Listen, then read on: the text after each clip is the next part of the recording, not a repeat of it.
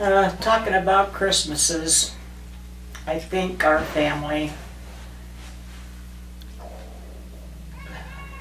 most enjoyable Christmas when a Christmas angel was born in our family.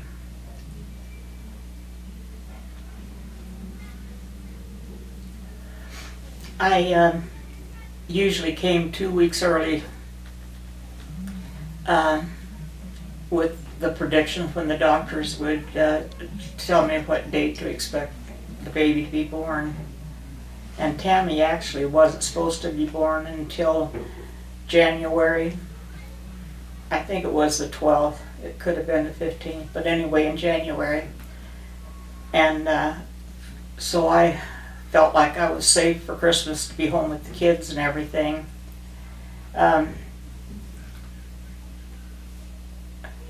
The Christmas Eve before this Christmas, I was preparing Christmas dinner for Ace and Karen and Lamont and Lou and Grandma and Grandpa and then my family. And I was doing a lot of stuff, trying to hurry around and get things done before Christmas. And I didn't want to look or feel rushed for Christmas, so I was trying to hurry and do everything, get everything done. And all my married life, I never, ever, ever went to bed without doing my dishes. That was just something I didn't do. I couldn't stand to wake up and have a dirty kitchen. I mean, I liked the dishes done. I wasn't a fanatic housekeeper, believe me, but I liked order, and I had baked pies and made some cookies and wrapped presents and going through and cleaning up the house from the mess that happens around that time of year. And it was about 3 o'clock in the morning, and Dad come out in the kitchen and said, "My goodness, Kay, aren't you done yet? You need to get to bed." And I says, "I know, I'm just so tired, so very tired," but I says, "I've got to do my dishes." I said, all this baking stuff, I mean, it was more dishes than usual because of baking and stuff. And Dad says, "Well, why don't you come to bed?" And he says, "We'll get up earlier than the kids in the morning." And he says, "I'll do the dishes while you finish whatever else you think you need to do in the house." And boy, that sounded good to me. I said, "Well, if you're sure you want to do it, well, that's what we'll do." And he says, "Okay." So I went in, took my bath, and got into bed. And I no longer seemed like I hadn't been in bed 15 or 20 minutes, something like that.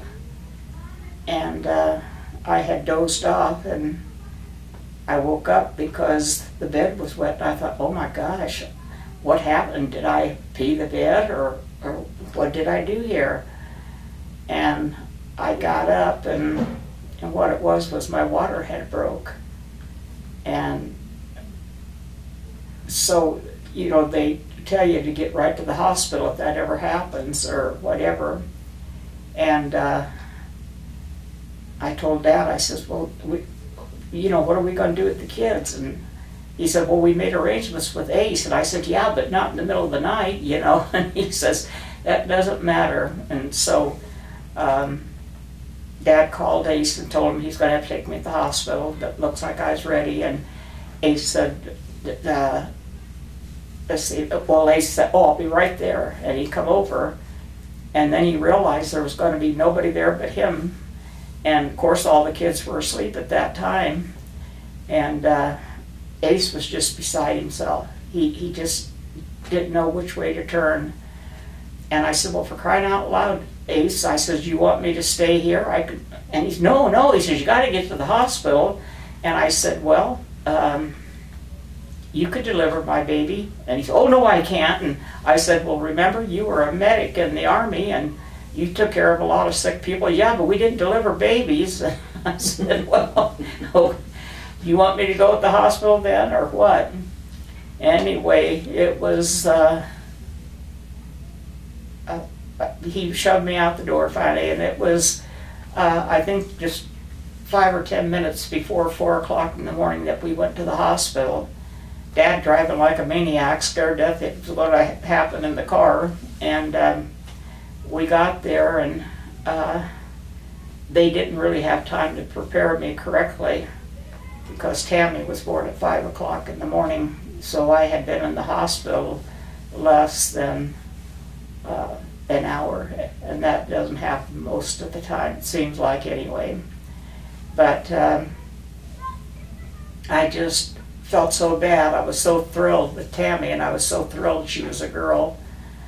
And they brought her in for me to see her. And Tammy had tons of hair. She just had all kinds of hair. And anyway, they had a red ribbon in her hair. They had fixed like kind of a little ponytail with red ribbon in her hair. And she had little Christmas socks on. And they brought her in to see me. And I can't explain how I felt. Just I felt like that she was a very special gift at a very special time. And but I felt sorry for my kids at home because I wasn't there. And